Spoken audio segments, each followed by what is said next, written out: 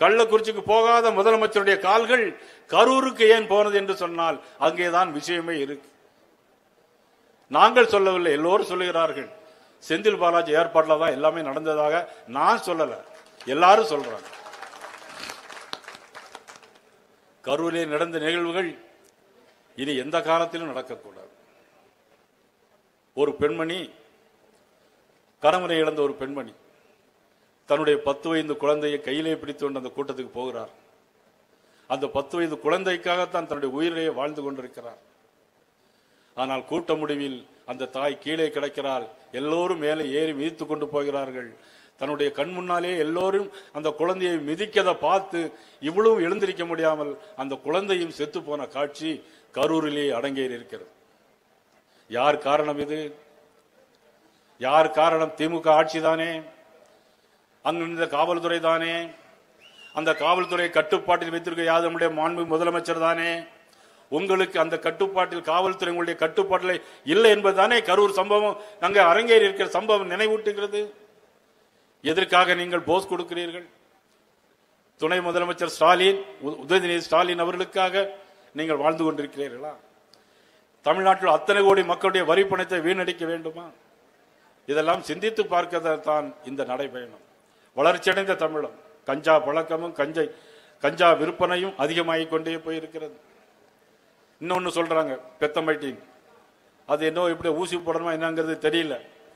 அது இங்க உள்ள யாருக்குமே தெரியாது. இந்த கூட்டத்துக்கு அந்த மாதிரி ஆட்களையும் யாரும் வரமாட்டாங்க. ஏன்னா அந்த மாதிரி இங்க கூட்டத்துக்கு வர வேண்டிய அவசியம் இல்லை.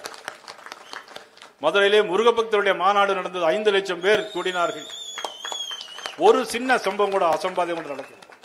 ஒரு சின்ன அசம்பாதம் எங்கேயுமே நடக்கல.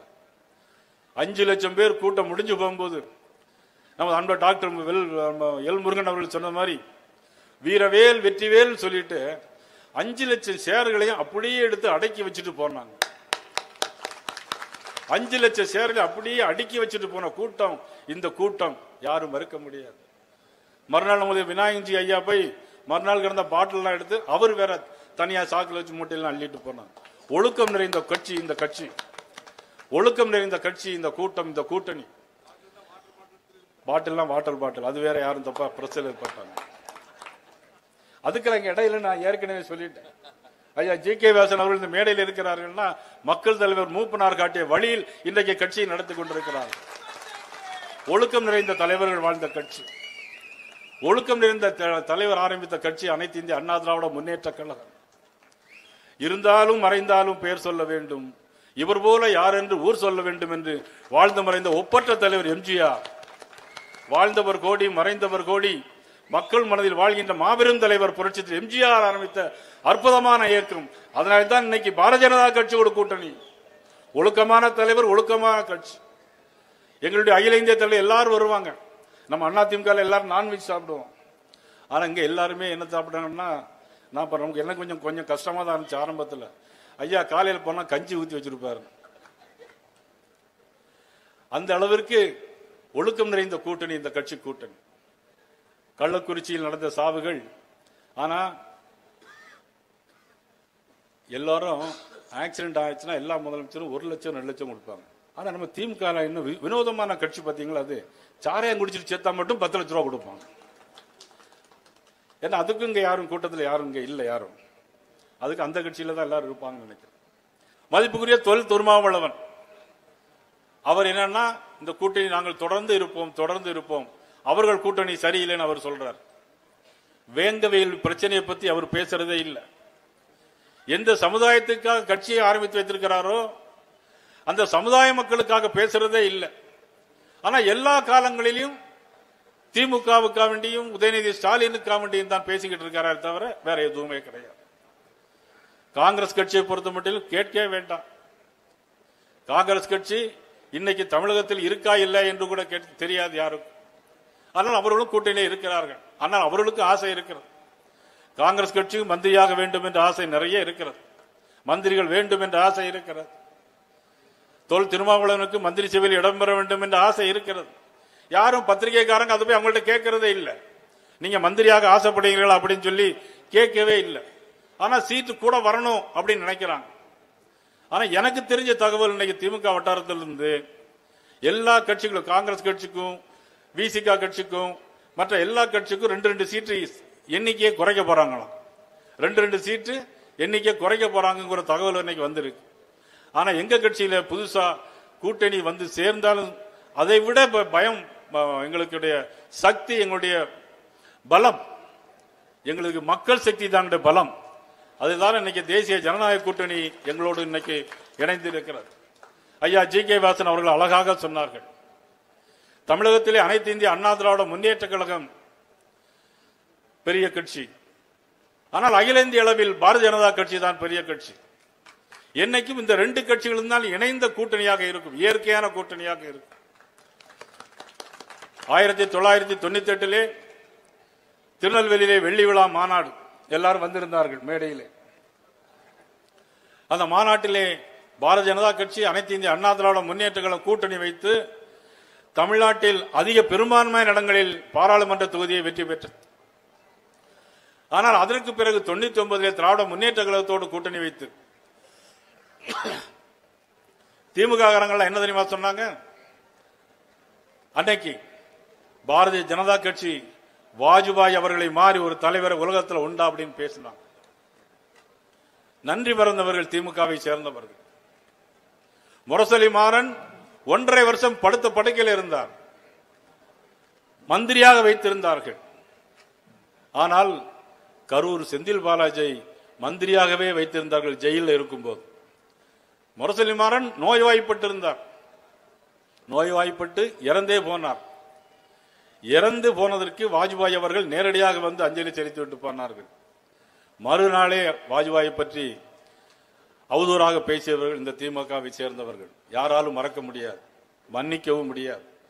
அதன் பிறகு காங்கிரஸ் கட்சியில 10 ஆண்டு காலம் இருந்தார்கள். 10 ஆண்டு காலம் ஆட்சியிலே இருந்தார்கள். என்ன செய்தார்கள்? எனக்கு முன்னாலே பேசிய பம்பாய் சட்டமன்ற உறுப்பினர் நமது தமிழ்ச்செல்வன் அழகாக சொன்னார்கள், 5 ஆண்டு காலம் இருந்தார்களே, கச்சத்தீவை இவர்களை பெற்று தந்திருக்க வேண்டுமா வேண்டாமா? ஆனால் இன்றைக்கு கச்சத்தீவு வேண்டும் வேண்டும் கேட்டிருக்கிறீங்களே. 1974 ஆண்டு ஜூன் 29 கச்சத்தீவை தாரை வாய்த்தது யார்? மதிப்புக்குரிய இந்திரா காந்தி அம்மையார் அவர்கள். ஆனால் அன்றைக்கு முதலமைச்சராக தமிழகத்திலே இருந்தது யார்? மதிப்புக்குரிய கலைஞர். திராவிட முன்னேற்ற கழக ஆட்சி அன்றைக்கு இருந்தது. ஆனால் சட்டமன்றத்திலே மதிப்புக்குரிய துரைமுருகன் பேசுகிறார், அது எங்களுக்கு தெரியாமலேயே கொடுத்துட்டாங்க. அப்படி ஒரு நாட்டினுடைய ஒரு பகுதியை மாநிலத்திற்கு தெரியாமலே கொடுத்து விட முடியுமா? உங்களுக்கு தெரியாதா இதெல்லாம் என்று கேட்டதற்கு, இல்லை எங்களுக்கு தெரியாது, அதுக்கு பிறகு வருத்தப்பட்டோம் என்று சொன்னார். திருமதி வானதி சீனிவாசன் அவர்கள் இருந்தார்கள். நமது சட்டமன்ற உறுப்பினர்கள் எல்லோரும், நமது RP உதயகுமார் அண்ணன், செல்லூர் ராஜன் செல்லப்பா எல்லோருமே இருந்தார்கள் அந்த சட்டமன்றத்தில். ஆக இப்படியாக தமிழகத்திற்கு துரோகம் செய்தவர்கள். ஆனால் தமிழை பற்றி பேசிக் கொண்டிருக்கிறார்கள். தமிழை விற்று பிழைத்தவர்கள் திமுகவினர், தமிழை போற்றி புகழ்ந்தவர் நமது அண்ணா திமுக தேசிய ஜனநாயக கூட்டணி. நமது பாரத பிரதமர் நரேந்திர மோடி அவர்கள் ஐநாவுக்கு போனாலும் சரி, அயோத்திக்கு போனாலும் சரி, தமிழின் வார்த்தைகளை, திருக்குறளை எல்லா இடங்களிலும் சொல்லிக் கொண்டிருக்கிறார்கள். பனாரஸ் பல்கலைக்கழகத்திலே ஒரு தனி இருக்கையை தந்தவர் மாண்புமிகு நரேந்திர மோடி அவர்கள். மறுக்க முடியுமா? காசியிலே தமிழ் சங்கம் கண்டவர் மாண்புமிகு நரேந்திர மோடி அவர்கள். மறுக்க முடியுமா? குஜராத்திலே தமிழ் சங்கம் கண்டவர் மாண்புமிகு நரேந்திர மோடி அவர்கள். மறுக்க முடியுமா? இன்றைக்கு நிதி கொடுத்திருக்கிறார் 4144 கோடி ரூபாய் தமிழகத்துக்கு. இன்றைக்கு நமது நிதியமைச்சர் நிர்மலா சீதாராமன் அவர்கள் வழங்கி இருக்கிறார்கள். ஆனால் பணம் வரல. ராமேஸ்வரம் கூட்டத்தில் மாண்புமிகு பாரத பிரதமர் நரேந்திர மோடி அவர்கள் சொன்னார்கள், தமிழ்நாட்டில் சில பேர் அழுது கொண்டே இருக்கிறார்கள், அழுது கொண்டேதான் இருப்பார்கள் சொன்னார். ஆனால் அந்த மாதிரி ஒரு நிலைமை இன்னைக்கு. ஒரு மாநிலம் முன்னேற வேண்டும் என்று சொன்னால் மத்திய அரசுடைய உதவி வேண்டும். புரட்சித் தலைவர் எம்ஜிஆர் இருந்தார்.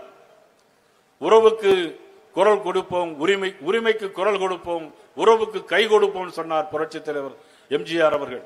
அன்னைக்கு மத்திய அரசின் நிதி அனைத்து வந்தது தமிழகத்திற்கு. நேற்று வந்த இந்த ஆட்சிக்கு முந்த ஆட்சி அண்ணன் EPS அவருடைய ஆட்சியிலே வந்தது. 40,000 கோடி ரூபாயை போய் வாங்கிட்டு வந்தாங்க. பாரத நரேந்திர மோடி அவர்கள் சொன்னார்கள், ஒரு ஆட்சி மாநிலத்திலும் மத்தியிலும் சிறப்பாக அமைய வேண்டும் என்று சொன்னால், குறிப்பாக மாநிலத்தில் ஆட்சி சிறப்பாக அமைய வேண்டும் என்று சொன்னால் அது ஒரு டபுள் இன்ஜின் சர்க்காராக இருக்க வேண்டும். டபுள் இன்ஜின் சர்க்காராக இருந்தால்தான் அந்த மாநிலத்துக்கு நன்மைகளை பெற முடியும். அந்த மாநிலம் நன்மைகளை மத்திய அரசு பெற்றால்தான் மாநில மக்கள் நன்றாக இருக்க முடியும். இன்றைக்கு வளர்ச்சியடைந்த தமிழகம் சொல்லுகிறார் நமது முதலமைச்சர் அவர்கள். ஆமாம், அவர் சொன்னது உண்மைதான். 4 ஆண்டுகளில் பெண்களுக்கு எதிரான வன்முறைகள் 60% வளர்ச்சி அடைந்திருக்கிறது. தமிழகம் வளர்ச்சி அடைந்திருக்கிறது. குழந்தைகளுக்கு எதிரான குற்றங்கள் 15% வளர்ச்சி அடைந்திருக்கிறது. போக்சோ குற்றங்கள் 52% இன்றைக்கு வளர்ச்சி அடைந்திருக்கிறது. பால் விலை உயர்வு, இன்னைக்கு பால் விலையை விட தண்ணி விலை உயர்வு அதிகமா இருக்கு. ஆனா இன்னைக்கு பால் விலை அதையும் தாண்டி போயிருக்கு. பால் விலை உயர்வு, கரண்ட் பில் உயர்வு. கரண்ட் 2 மாசத்துக்கு ஒருக்க தாரன்னு சொன்னாங்க. 2 மாசம் இருக்கத இபிஎஸ் அவர்கள் 2 மாசம் வச்சிருக்காங்க. நாங்க ஒரே மாசம் கணக்கு எடுப்போம்னு சொன்னாங்க. 4.25 வருஷத்துல எடுத்திருக்காங்களா? ஆனா கரண்ட் பில்லுடைய வளர்ச்சி இன்னைக்கு அதிகம் உயர்ந்திருக்கிறது. சொத்து வரி உயர்வு 300% அதிகம். ஆனா இபிஎஸ் அவருடைய ஆட்சியில எந்த உயர்வும் இல்லை. எல்லா மக்களும் நல்ல முறையில் இருந்தாங்க. இன்னைக்கு தமிழ்நாட்டில் போட்டிருக்க அனைத்து சாலைகளும் இன்னைக்கு புது சாலைகள் போட, 4 வழி சாலைகள், பாலங்கள் யாருடைய ஆட்சியில் வருகிறது? மத்திய அமைச்சருடைய நிதியில் இருந்து வருகிறது. தமிழகத்தில் எல்லா ரேஷன் கடைகளின் பொருட்கள் இலவசமாக கொடுக்கப்படுகிறது. யாருடைய ஆட்சி? யார் கொடுக்கிறார்கள்? மாண்புமிகு நரேந்திர மோடி அவர்கள் பெற்று தந்தது அண்ணன் இபிஎஸ் அவர்கள் தொடர்ந்து இன்னும் வழங்கிக் கொண்டிருக்கிறார்கள். மறுக்க முடியுமா? போதை பழக்கம் அதிகமாக இருக்கிறது. கள்ளச்சாராயம் அதிகமாக இருக்கிறது. கள்ளச்சாராய சாவு கள்ளக்குறிச்சியிலே 65, கரூரிலே சாவு 41. கள்ளக்குறிச்சிக்கு போகாத கால்கள்